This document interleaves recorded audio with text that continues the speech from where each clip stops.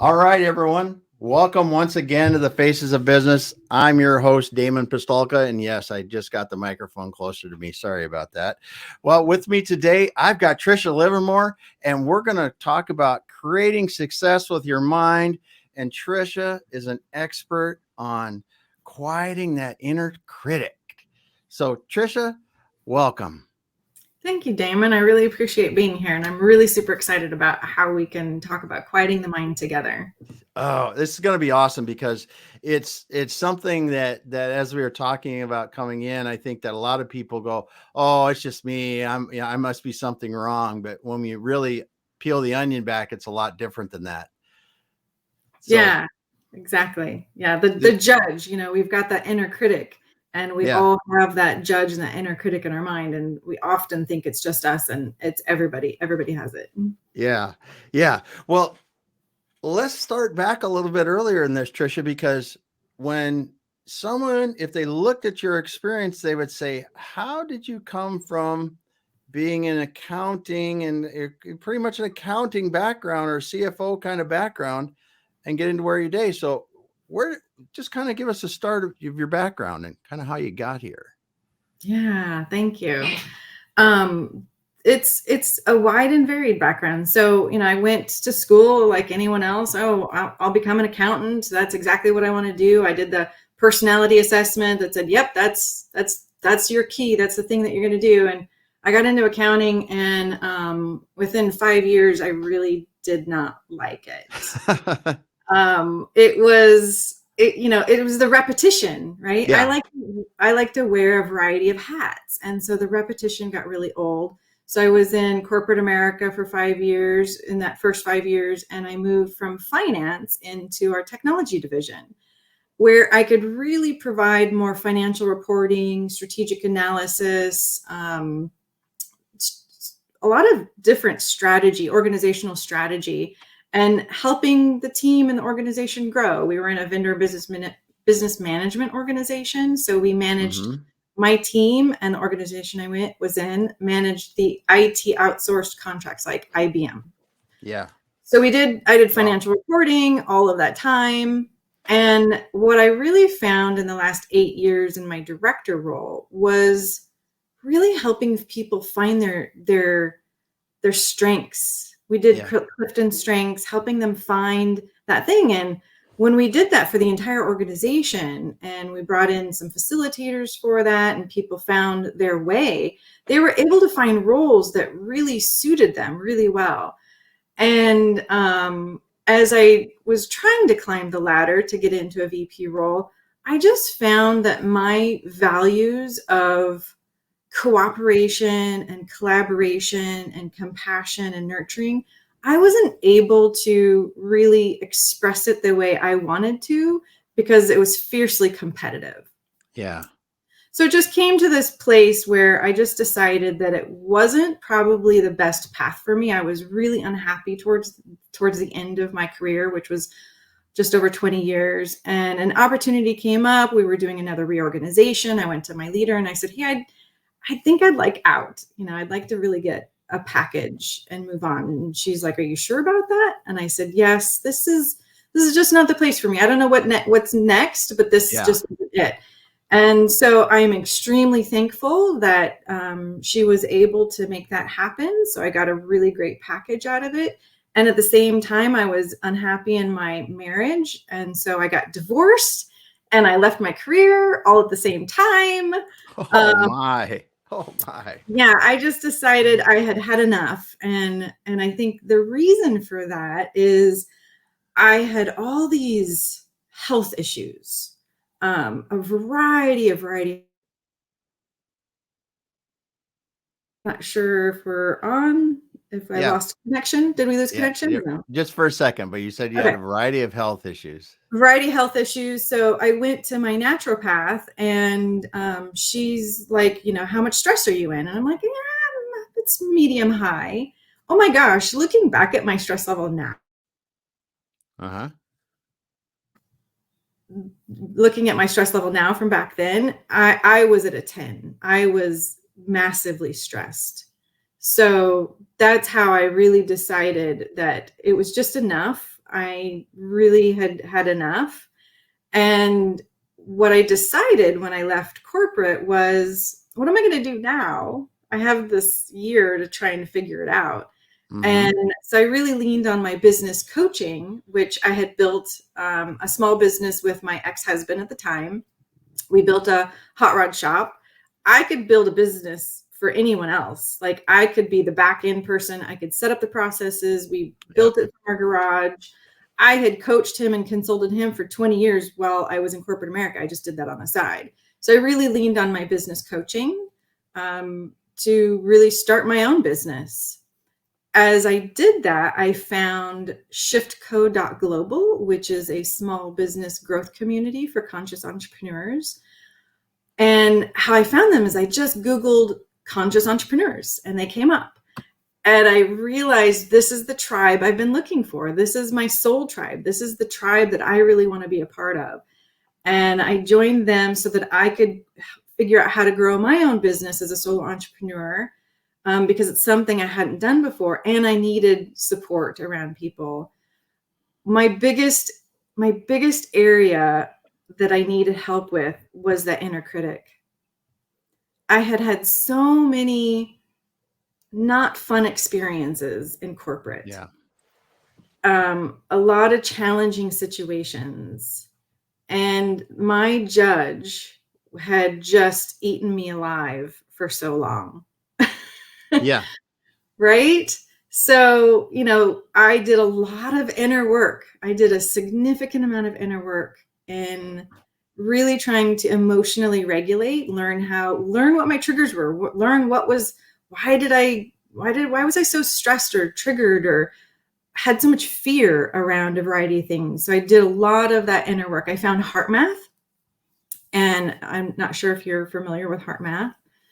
It's really just a resiliency program of how do you build up your personal resiliency and emotional regulation.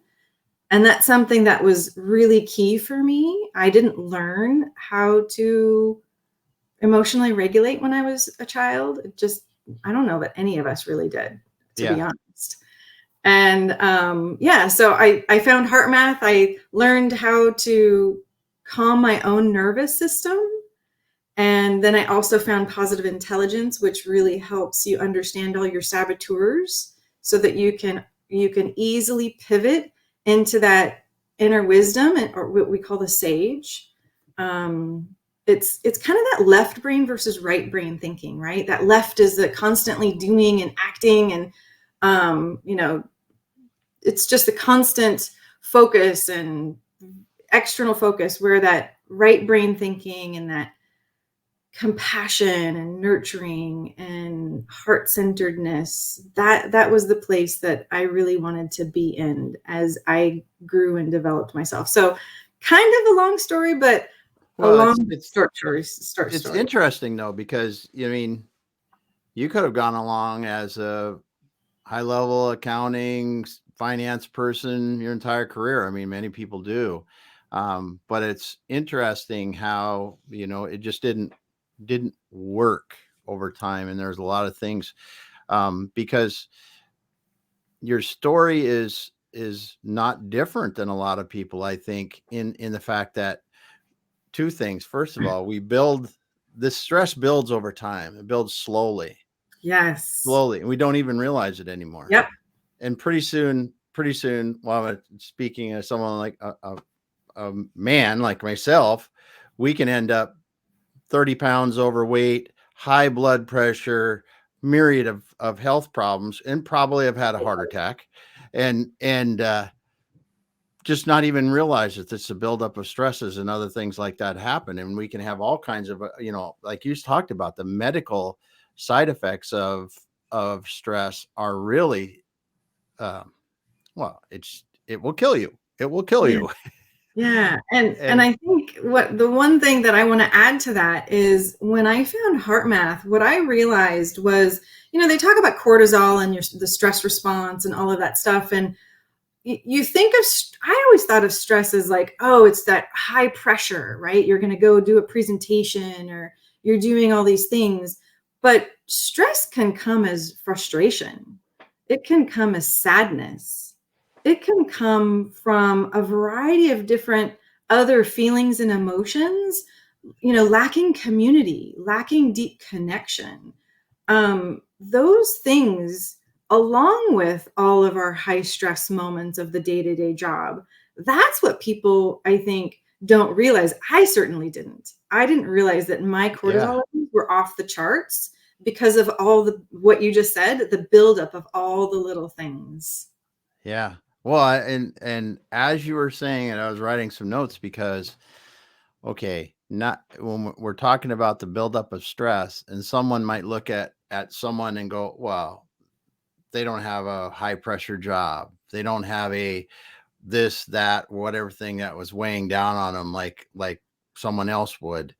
But when you talk about frustration, lack of community, lack of connection, if those are all adding to stresses, which they are, as you say, Yeah. it makes perfect sense. They can have stress levels as higher than someone that does have a high stress, and maybe even higher in Yeah. some cases. Yeah. I've coached a few women who have gone through grief, right? They lost Hmm. a parent or two parents or family members or friends. And that level of grief, when you're not able to really honor the process of grieving and allowing Yeah. yourself to Yeah. just accept the feelings as they are and Yeah. honor the memory, Yeah. that can lead to long-term stress and depression and anxiety. Yeah. So yeah, it's really important to learn how to really calm your nervous system when you get into those stress moments. Yeah. Well, I kind of think about this, and it is grief is one of the things that I don't think and grief for a variety of situations. You mentioned loss of a family member or someone that's close to you. You think of divorce, you think of loss of job, you think of loss of friendships. It's just grief is something that can really drag you down. And you talked about the the steps in processing grief. And I think what we do is we want to go, okay, I've thought about it long enough, I'm over it. But we Yep. really aren't, and we don't go through the steps and take and recognize and move through the steps until you go, okay, I've processed this the way I need to, and Yeah. now I'm better for better. That's what Yeah. I just say. Right. And it is a process, right? And sometimes you think that you're over the process and then it comes up again. And that actually is really super normal. And I went through that cycle of, oh my God, I processed this, I healed this, was doing great. And then all of a sudden, I would decline again. And what I'm learning and what I have learned is that is a normal part of our cycle. We go through all of these emotions of highs and lows. We can't always be at the high. So just accepting that it's okay if you're having kind of a low energy day or something might come up, really allowing yourself to acknowledge how you're feeling and labeling it is a really great way to start instead of suppressing it, right? Because I think we all were taught, I don't, don't show your anger, don't show your frustration. I don't want to hear that. Just be positive. You'll get over it. Well, no, you got to acknowledge it. You gotta Yeah. you gotta acknowledge how you're feeling and just accept it, and it's okay that that's how you feel. Yeah. And just letting that sink for a minute, because Right? it is so important, I think. And we all heard it as parents. We probably said it.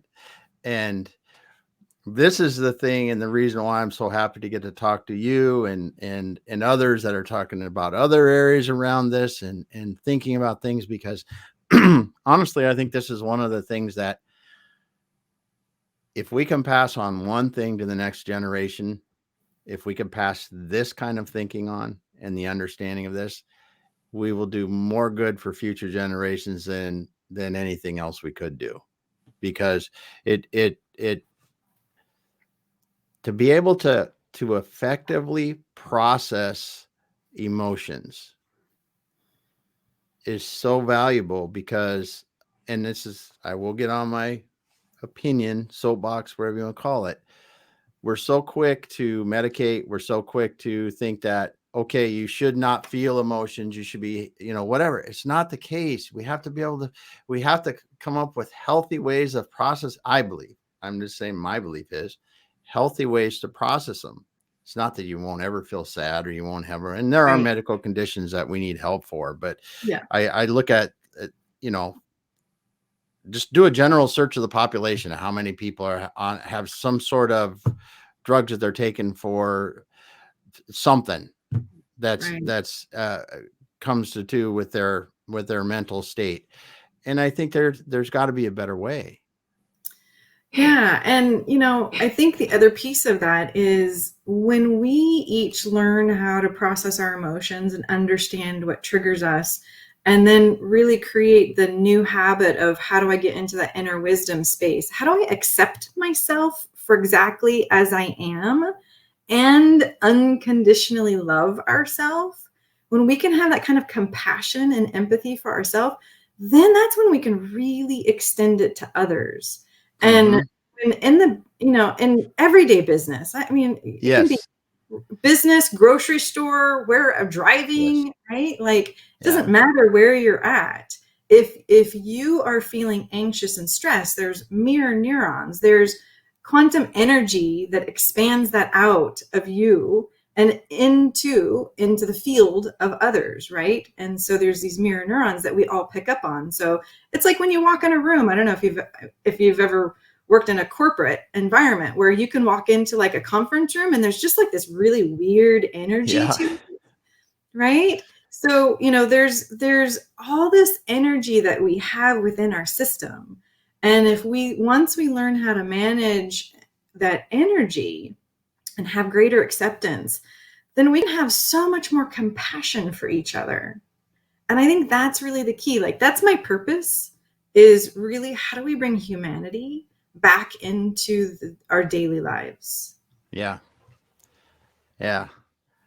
That's incredible, because I think what a realization that I've come to over the last few years is that you can be incredibly successful in business and be incredibly passionate or compassionate. I'm not saying the right word at first there, but compassionate. And those two in the past were not mixed together that much, but they can be.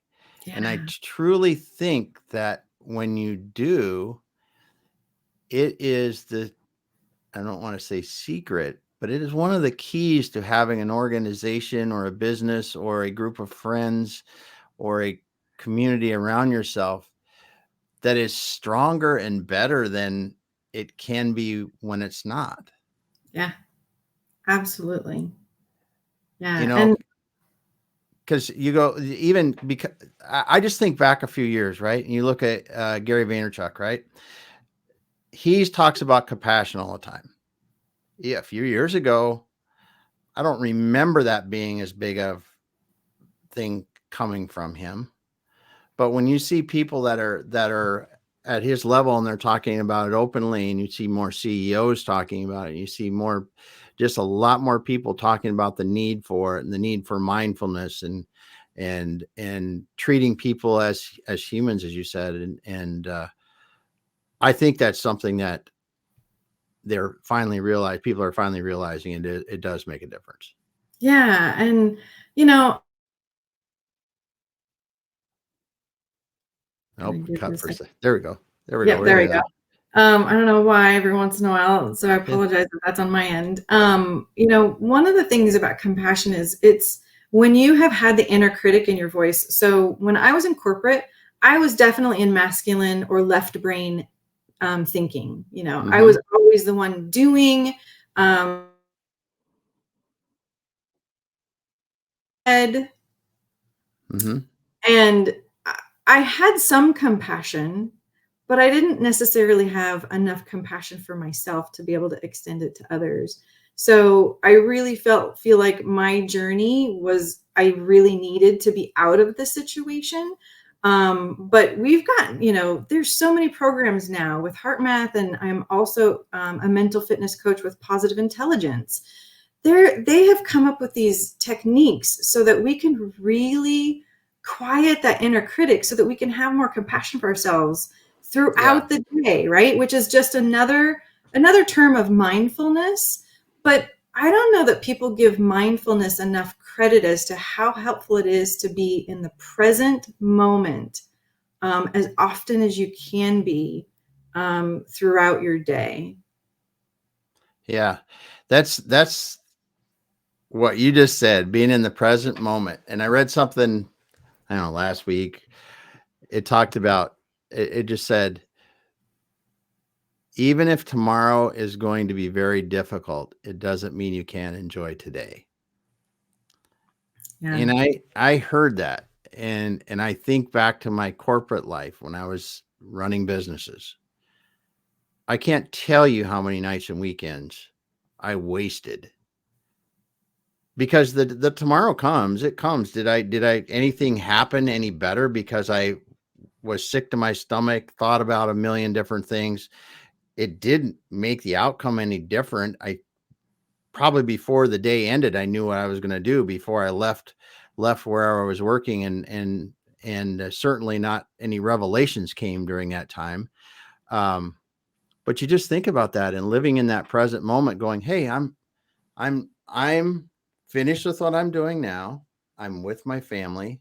In that case, my children were much younger, and I think about the time that I missed because I was wound up in that when it really wasn't doing the business any good, and it certainly wasn't doing me any good, and it wasn't doing my family any good. Well, yeah. And what you're talking about is our stress response, right? Yep. So when we're in high stress response, our autonomic nervous system, really kind of kicks in, and it oftentimes hijacks our executive functioning. Yep. So the problem solving isn't going to be very, great. Our creativity is going to be Yeah. lessened. And then we get more frustrated with ourselves, right? The inner critic is like, well, you should be better. Why aren't you better at this? Why, and you have all of these thoughts in your head that aren't serving you, right? They're creating even more stress. So Yes. that present moment mindfulness of really kind of, honestly, the biggest thing that you could do is just take 3 or 4 The deep breaths. Yeah. deep breaths, right? So if you take 3 or 4 slower breaths, maybe count to 4 in and out, count 4 in, count 4 out, and do that 3 or 4 times, you can bring your system back online, because Yeah. stress takes you offline. Breathing and oxygen helps calm that nervous system and brings you back online so that you can get into that space of creativity and intuition and passion, that right brain. And that's the piece we need to balance, right? That left and Yeah. right brain. Because if we're too far in one or too far in the other, then we're imbalanced, and you really do need both to be able to function and thrive, right? That's what we Yeah. all want. We just want to thrive. Yeah. Yeah. I think that's why so many people find that they find solutions to problems when they're doing other things, Yes, that's you know, exactly right. and when they, or they'll go to sleep and then something will come to them in the night. I mean, it's just that, like you said, stress takes your mind offline, and you really can't make the best decisions. And it's when your mind comes back into the right frame of mind, or in the right, it's centered again. Yeah. You really then can come back and think. Yeah. And, I think of it like our body, right? If we're a runner, we're running all the time. You need breaks, right? You need breaks. Well, we don't really consider our brain needing breaks. And if we're at work and we're Yeah. constantly thinking and thinking and thinking and doing and doing and doing, your brain needs that break. It needs that 30, 40, 60 seconds of just like calm, nothing, focus on something else, look at a tree, stare at a tree. That's what I used to love to do, is I would just stare at a Yeah. tree, get into nature, just give your brain that break so that you can calm that nervous system. Yeah. Yeah. Oh, this is good. This is Yeah. good. because we, as we said, we live with this, and it builds up slowly. It builds up slowly and you don't realize. And I think that you're talking about some things that can really help to take it down. And that's great. And when we talk about this, some of the things that we're doing to ourselves with our own inner critic really are things that we can, as we were going to talk about here, silencing that inner critic really helps you to keep that stress level lower, doesn't it? Yeah, definitely. That inner critic creates the stress and the hormone response of cortisol. And when you're able to intercept that critic, first you have to acknowledge it, right? You have to be aware of it. You have to notice it. That's the first thing that you have to do, is really become super aware of what your inner critic is saying to you. Okay. And even just spending a week just noticing, writing down, what does it feel like? What is it saying? And then being able to intercept it and to stop it, and then pivot, right? And pivot into our sage. So, and there's a variety of sage responses, right? Can I have more compassion for myself? Can I accept myself the way it is? Can I get curious? Is there something I need to learn? Is there something I need to do differently? Right? So if our judge comes in and we just got through with a meeting and we just did not like it, your judge would be like, oh my God, you're so stupid. And how could you possibly have said that? Or your response could be, oh, well, that didn't go exactly the way I wanted. What could I do different if I were to do it again? Or what is it that I needed to learn from that so that I can modify what I need to do in the future, right? So that's the judge voice versus that sage voice of how do we intercept that judge, that really critical judge, stop it, intercept it, which, a few moments of breathing. I also like sensory touch. Positive intelligence talks about doing sensory touch for just a couple minutes, even 10 seconds, honestly, just to focus your mind away from the judge, to intercept it, to stop the thinking, and then going into that place of sage. And here's the thing, I like to call it's like a rut in a road. If you go down the freeway or even a dirt road, and you follow the same path, you create this really deep rut, right? Your brain does that automatically. It has a neural pathway. So if you have allowed that judge or that inner critic to get really, really loud, it's because you have followed that pathway for so long, it's a really deep rut. And the only way to really get out of the rut is to create a new one. Well, you don't do that overnight. So it's not like there's no fast pill for this. This is really being, wanting that change of how do I want to change? So creating these new habits throughout the times, multiple times a day, where you're intercepting the judge, doing breathing, focusing on sensory perception, staring at a tree, intercepting that multiple times a day so that you can take the sage response. That's how you create that new rut or that new neural pathway in your brain. And it's powerful, but you really do have to be committed to wanting to create that new habit. And when you do, it's life-changing. It was life-changing for me. Yeah, you said a lot there. You said a lot there, and it was great because it's one of these things. I think when we realize it, and I heard something a while ago. It was talked about the fact that we run on subconscious thought like 95% of the time, or something crazy like that. And in order for us to retrain that, as you said, there's only a few ways to do it. And you're mentioning it's intentional and repetitive, and it takes a long time to rewrite that pathway, to think about it differently. Like if I always used to respond this way to this situation, to respond differently to that situation, I might have to go through that situation a lot, and I choose the other path, the pathway that I want to now take, rather than my old pathway, many times before you don't just automatically, subconsciously, I'm going right down there again. Yeah. And it's just like, one of my best examples is when you're driving to work. If, I worked at the same place for 20 years. I could drive to work without even thinking about it. It was just an automatic response because I had done it so many times. And, anytime I had to go somewhere else besides work, I had to really be conscious of where I was going. I had to be very intentional. I had to really be focused and thinking about, how do I want to take a different route if I'm going somewhere near there, right? Same sort of thing. And like athletes, right? You don't build muscle by doing 10 reps. You just don't. You have to do it consistently and repetitively.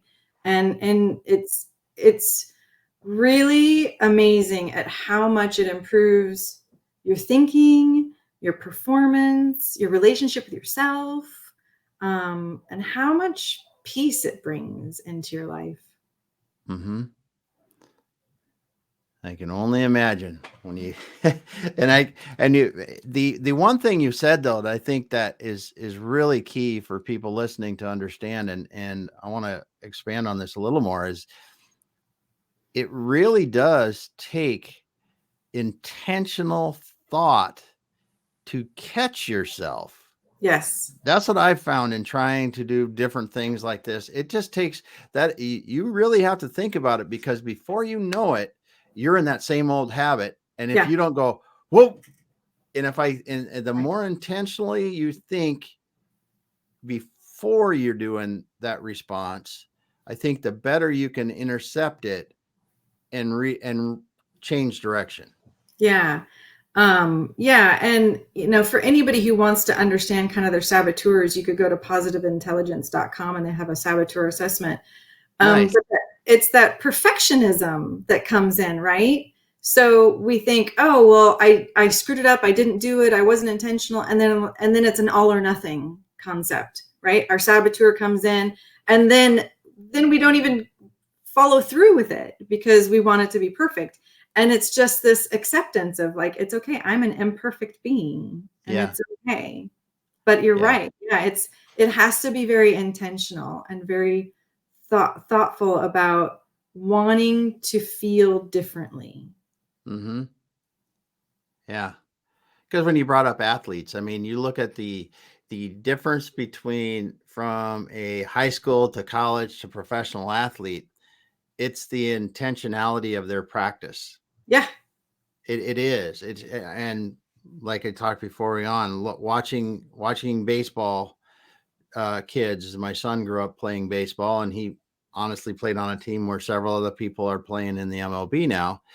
You see the intentionality of practice it takes to develop the skill, the fine skills to go from high school, where talent gets you pretty far, to college, where talent may get you in, but it's certainly not going to get you playing the long term. That's that intentional practice and that intentionally tweaking and the fine skills that you have to keep going until the professional level. It's on a whole nother level yet above that. And that intentionality of any of that stuff is, I think, where the key is, and the imperfection and recognizing imperfection. You talk to, again, going back to sports, you talk to even older people like Michael Jordan, talks about how many shots he missed, how many shots he took just to be good, pretty good, or really good in the terms of his sport, very, very good in that, be very good, but still not perfect, not even close. Right. And I think that's the thing. And when you think about that and you relate that back to how well you're doing on creating the change you want, we have to recognize that we're not going to be perfect, because no one is, and we're going for better. Yes, I love that. Going for better, 1% better every day, right? And I know a lot of people, I like to call myself a recovering perfectionist. I used to be that person who really wanted to control everything, and I wanted it my way, and it had to be my way or the highway. I'm not. That's not who I am anymore, because I wanted to intentionally change. I wanted to be a different person. I wanted to get back to my own natural, compassionate self that I had lost so many years ago. Right. So those perfectionists, whenever we're doing something, whether it's, your personal growth or something in business or an athlete, being careful that you don't go into shame and guilt, right? That you didn't get it right. Because that's the other place that your judge or your inner critic will go to, is that, oh, I didn't get it right. I didn't do it right. Oh, it's, gosh, why am I not good enough? Things a lot. Oh, I can't even tell you all the things that my brain would tell me. So really giving yourself some compassion. I think that was the biggest key for me. Like giving yourself some compassion that you're not going to get it perfect every time. Yes. Someone brought up the comparison to me that I love when we talk about failure, right? And you talk about that inner critic just seems to just kick you every time you fail if you don't get by that, right? But they said when you were a little kid and you played your first video game, how many times did you have to get knocked out of that game, go back in, get knocked out, and go back to that game to get good at it? Said, why do we ever expect anything in life to be different than that? Right. And then I think it comes down to desire, right? You wanted to be better. Mm-hmm. You made a conscious choice. You wanted to do better. You wanted to conquer the level. You wanted to learn all of the tricks. You wanted to see where all the things were in the game, right? So it was the desire and the choice of wanting it for yourself. And I think that's sometimes when we get into business, we're in jobs or roles or careers that we're not passionate about. So, we're doing it for the money. I mean, I left some really good money on the table and starting this. I mean, I left lots of money on the table that I could be making, but I am so much happier now that I followed my values because I wanted better for myself. And that's the choice that each person has to make. Yeah. Yeah. And it is. And I think you said it well when you said it's the desire to be better.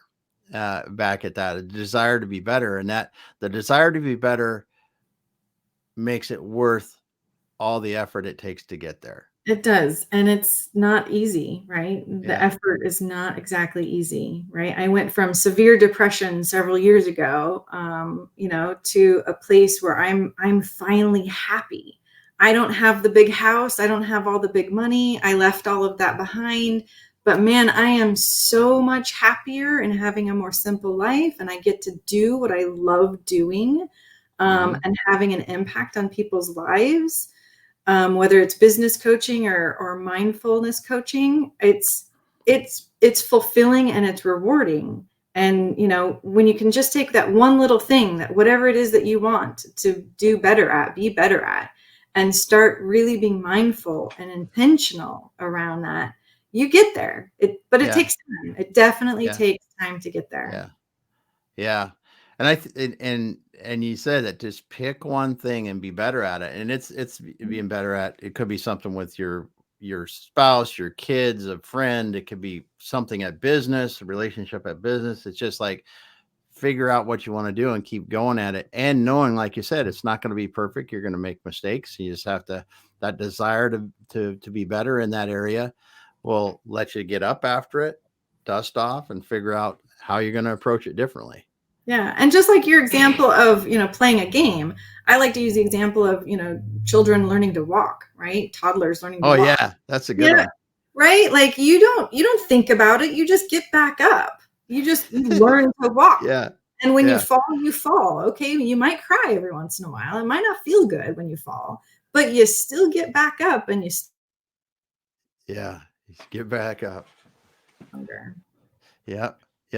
And that's good. That's good. Yeah. Well, so we talked about the heart math a little bit. We talked a little bit about the positive intelligence and, really quieting that inner critic and creating that inner success or that success with your mind, because I think a lot of people don't really get the fact that what their mind controls so much without them even knowing it in their lives. And by paying attention to their mind, they can create a lot different outcome for what they're doing. Yeah. And, and I love helping coach people through that change of how do we think differently? How do we uncover some of those internal belief systems that have locked us into our inner critic, and then shifting that perspective a little bit. So it is so important right now, especially, with the pandemic, with everything that's going on right now. I think everybody wants to really be better and do better and have a greater impact on society. And this is my favorite thing to do. I mean, I wanted to bring peace and harmony to my life. I did that. And now I want to do it for others, utilizing heart math. And I've got a program.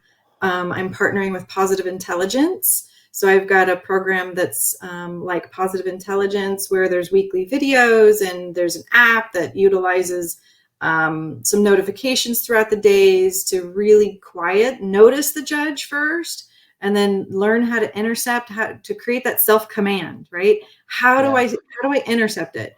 And it's really about paying attention and noticing. And it's been really fun being able to do that with others. And it's a 6-7 week program. And still, even in 7 weeks, you get farther along in 6-7 weeks than I did in probably, I don't know, a long time, years, sometimes. And then, but then you have to maintain it, right? There's this maintenance of really making sure that you're intercepting and you're moving into that sage space, because we all have this potential, probably, that we're not necessarily meeting, or some of us, and others, if they're doing it, that's fantastic, because we all have the judge, and it's really just depends on how much you have carved that path in your neural pathway, and you can create a new one. Yeah, that's awesome. Because I know I'm with you there. I think every single person has their form of greatness inside of them that's locked in there. It's different for all of us. Where your end goal, where you want to go, is all different. And I think it's awesome what you're doing, helping people to silence that inner critic and let them really achieve those goals with the better habits. Yeah. And, and I've gotten some testimonials from people who really, they find their inner wisdom or their intuition. They now have this space in their mind for more creativity. And we talk about flow, right? We talk about flow, and that's where you're in flow, and in that, when you're aligned, mentally and in your heart space, that's where the magic happens. Yeah.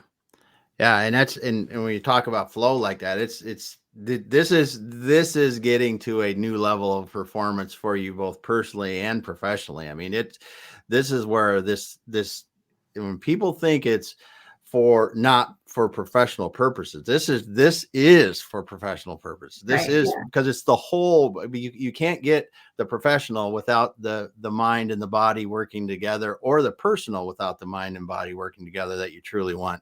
And I just think that's why I'm so passionate about having people like you on the Faces of Business and talking about this more, because I think as professionals and just people, the more we can understand this, and the more we can teach anyone that wants to try and listen and understand this about this, because you just said about how that allows you to be in the flow. And if professionals out there are listening to this and they just have felt they've gotten that flow where they are just doing it, right? They are cranking out whatever they're passionate about, and it's just happening. It's coming from, they don't even know how the heck they're doing it. This is what getting your mind right around this will really allow you to do more often. Yeah, because that inner critic will take you out of flow like that, and you're out. And finding that flow, coming back into that flow. If you don't know how to intercept that judge to bring it back, that's the new habit, right? But once you've created that new habit, and you can really get into flow, and I work with mostly coaches, other solo entrepreneurs that are coaches, and they're so in their head about, well, what should I do? And who should I meet? And where should I go? And I'm like, I'll get them to quiet down. I'll have them do a little heart math or breathing exercise or PQ reps. I'll have them calm themselves down. And then I ask them the question they asked me. Whatever they wanted to know from me, I asked them. I'm like, so what do you think? What feels right for you as your next step? And they intuitively know. Exactly. And they're passionate about it. They're interested. So it's just, how do you create the space to get into that place of, and it literally can only, 30 seconds, sometimes even 10 seconds, a couple minutes, maybe, if you're really stressed out. But that's the space that we can get all of our answers from. Yeah. Yep. Tricia, it's been a pleasure having you on today. Thanks so much for joining us and sharing about how to to quiet that inner critic and really understand how to use your mind more productively.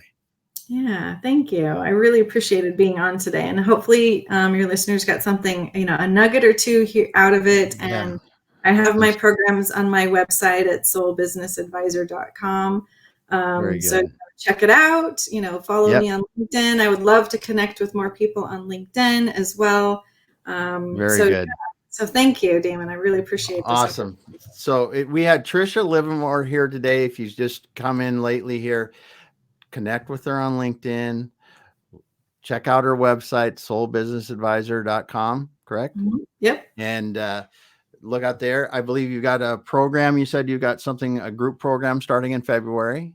Yep, February 7th at 4:00, a group program. It's only got 5 seats, so it's limited. I really prefer small groups because you can have a lot more intimate connection around your judge and your sage, and going through that program with others, and really having that safe space to be able to do that on a weekly basis.